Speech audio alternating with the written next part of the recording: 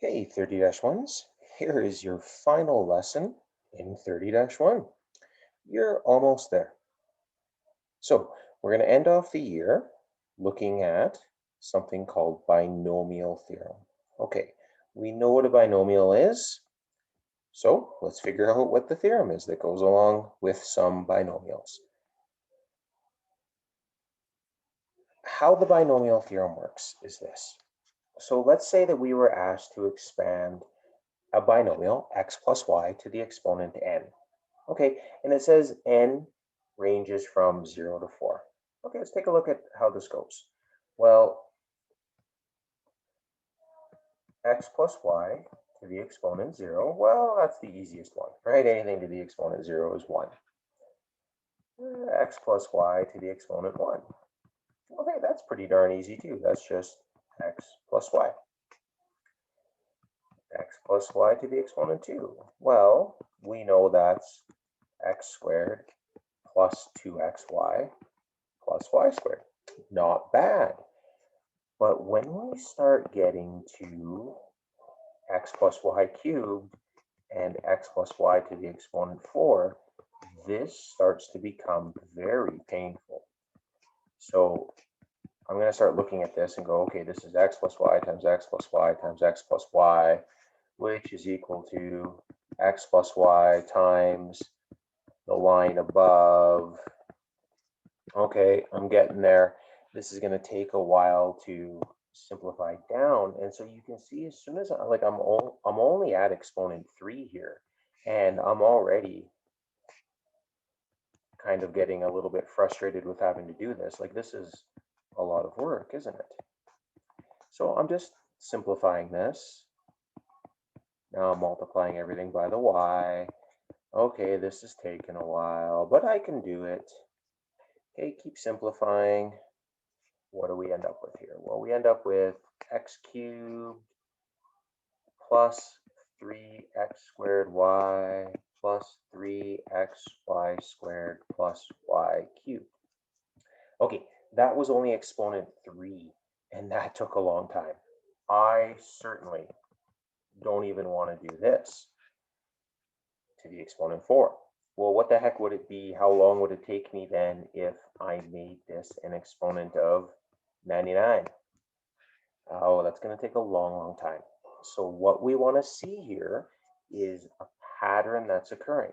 And the pattern that's occurring is known as the binomial theorem. Okay, so we've only got 3 patterns I'm going to ask you to recognize here. The first pattern says the number of terms in the sequence. Okay, so when the exponent was 0, we had 1 term. When the exponent was 1, we had 2 terms. When the exponent was 2, we had 3 terms. When the exponent was 3, we had 4 terms. 1, 2, 3, 4. Well, so what if we had an exponent of n? Well, I'm hoping you're noticing there's one more term than the exponent. One more term than the exponent on the binomial. That is a very important pattern to recognize. Okay, so there's pattern number 1. Not so bad. Second pattern, the sum of the exponents. All right, so the sum of the exponents. Well, let's come and start right here. When the exponent was 1, the sum of the exponents on each term was 1. When the exponent was 2, the sum of the exponents on each term was 2. When the exponent was 3, guess what? All the way down here, the sum of the exponents on each term was 3. Okay, so what's our pattern here? Well, if n is 1, the sum of the exponents on each term is 1. The sum of the exponents on each term is 2. The sum of the exponents is 3. So for an exponent of n, the sum of the exponents on each term is n. Okay, so that's going to be helpful. We're going to use that mostly as a check. Now, the coefficients, why the heck are we talking about this in permutations and combinations. Well, this starts to come up when we look at the coefficients. So I'm just going to write in the coefficients here. So I know those are ones and we usually don't write them, but I'm going to write them in. Okay, there is a pattern happening here. 1, 1, 1, 1, 2, 1, 1, 3, 3, 1. Okay, the pattern will become more obvious as soon as I write this.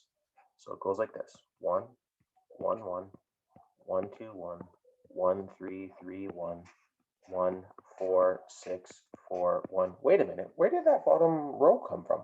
I hadn't done that. Okay, let's look for the pattern here. This is called a pathway or Pascal's triangle. So I start up here. There's one way to get to here. So as I go in a straight line, there's only one way to go in a straight line. But now, how many ways to get to here? Well, 1 plus 1 is 2. 1 plus 2 is 3. 2 plus 1 is 3.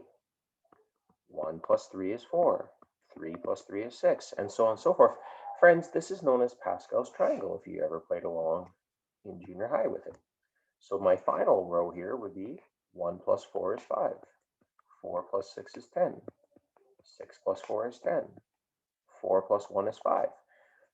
But again, this pattern, there's more to it than just this. So one of the neat things about Pascal's triangle is that this ends up being combinations. Here's how it goes. 0, select 0. 1, select 0. 1, select 1. 2, select 0. 2, select 1. 2, select 2. And so on and so forth. So the neat thing here is this is how this links into the unit we're in. These are combinations. So these are combinations. And again, this is called Pascal's triangle. And if you've never seen, there's tons of patterns within Pascal's triangle. It's a super cool thing. You could go and watch a video on it, but I'm not going to go into it here. So there we go. So now think of the patterns that we know. We know how many terms there will be. We know what the sum of the exponents will be, and we know what each coefficient will be. Friends, you have binomial theorem. Here's how the binomial theorem works. What if we wanted to expand something that said x plus y to the power n? Okay, here's how this is going to go. It's going to start expanding. Well, first let's do the terms. It's going to go x to the n, y to the 0, plus. Then it counts down on the ends, and as the ends count down, the y's count up. As the x's count down, the y's count up. All the way down to ... I'm just going to skip to maybe our last two terms here. Well, we're going to have x to the 1, y to the n minus 1, plus x to the 0, y to the n. Now, I check the sum of all my exponents. The sum of all my exponents adds to n. So I know I'm doing that, right? And then my coefficients. Well, your coefficients go like this. N select 0, n select 1, n select 2, all the way down here to, I didn't leave myself enough room, n select n. Do you see the pattern here as we're doing the coefficients? 0, 0, 1, 1, 2, 2, n, n. There it is. There's the binomial theorem. Let's give this a formula, which is on your formula sheet. So it goes like this. It says tk plus 1, so t is our term number. I'll explain why it says plus 1 in just a second. But that's our term number. And it goes like this. It says nck is x to the n minus k, y to the k. Okay, why does it say tk plus 1? Well, we're going to always start with the first term. There's no such thing as the 0th term. We have to start with the first term. But we need to be able to say select NC0, right? We need to select 0 items. So how do we get that? Well, that's where that +1 is going to come into play. So n is the exponent on our binomial that we're trying to expand. X is the first term. Y is the second term. And K, well, K is this value. This is going to be the most important thing here, okay? K helps us find our term number. It's also the exponent on the Y term, if you notice that, right? Do you see that? It's that right there. It's the exponent on the Y term, or the second term. I'm going to tell you this is the most important thing you're going to need to find. So every question in a binomial theorem comes down to what is K?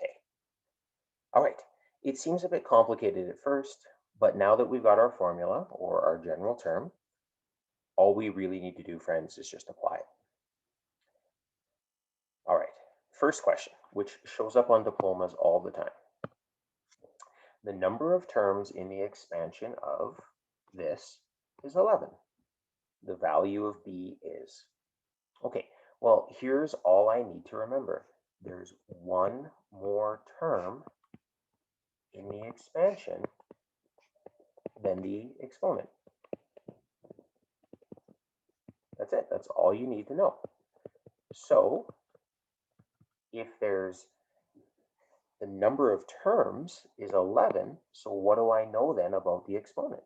Well, I know the exponent then has to equal 10 because there's one more term in the expansion than the exponent. So just solve. There it is. B is 16. And I'm just going to go and verify that really quickly.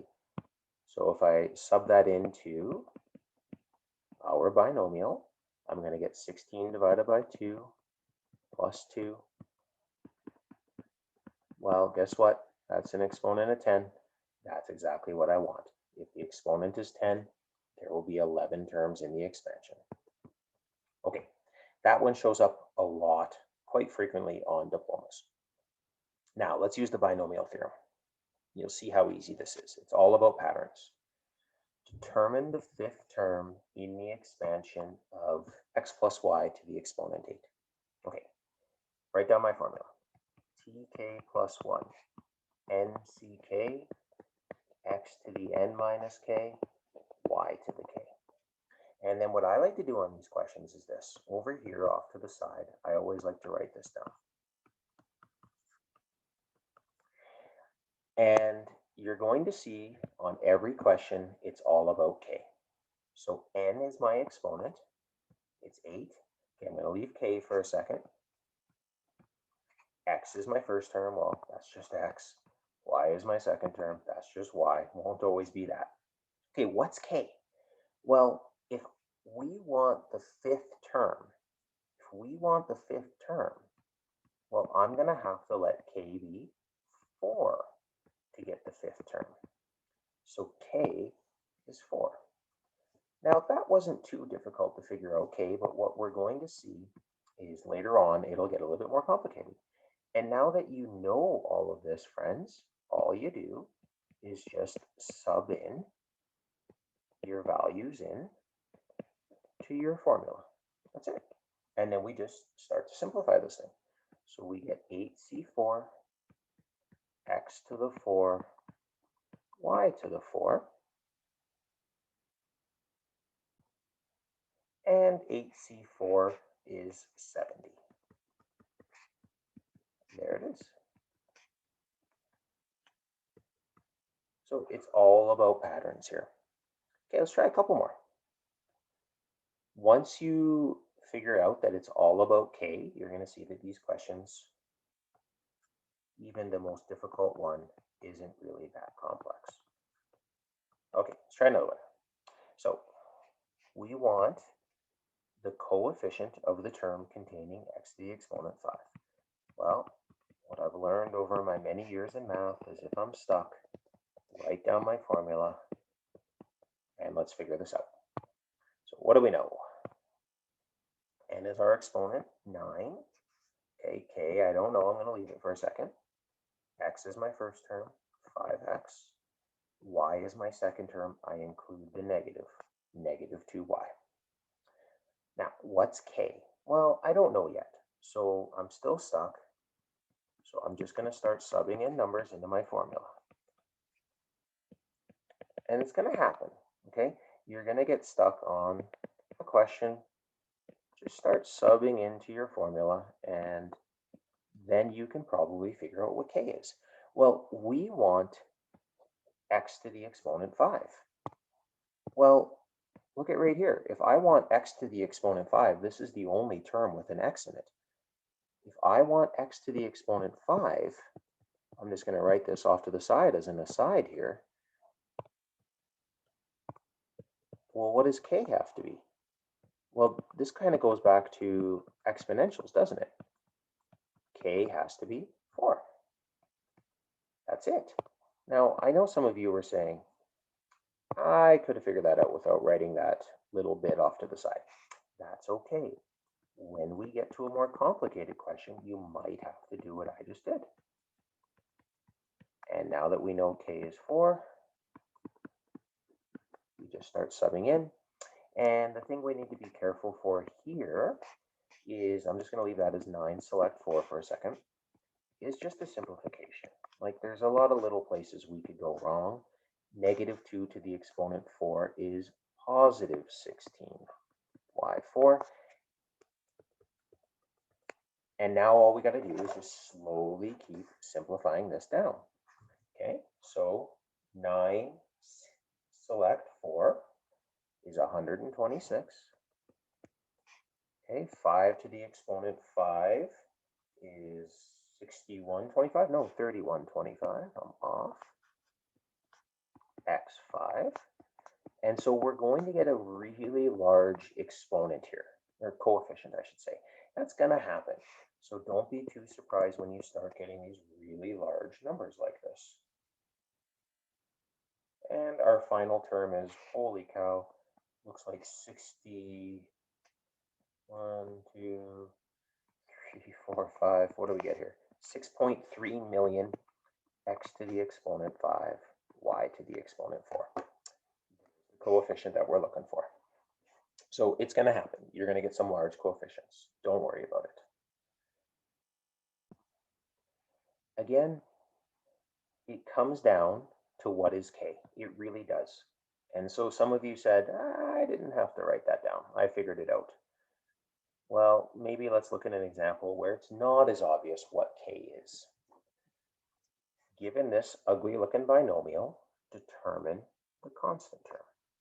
Well, the first thing I need you to know is, what is a constant term? Well, say we had this, something simple like this. Well, your constant term is the term that doesn't have a variable. Usually we write that at the end. But what I want to point out is there is really x to the exponent 0 there. X to the exponent 2, x to the exponent 1, x to the exponent 0. So the constant term is the term that has x to the exponent 0 in it. Okay, that's good to know. Let's start how I like to start every one of these. Let's write down our formula. Let's write down all of our variables. And when I'm stuck, which happens a lot, I start subbing numbers in and see what happens. N is 6. K is a big, I don't know on this one. X. And y here is 1 over x cubed. I'm going to rewrite that as x to the exponent negative 3. You'll see that's going to help us simplify as we go through.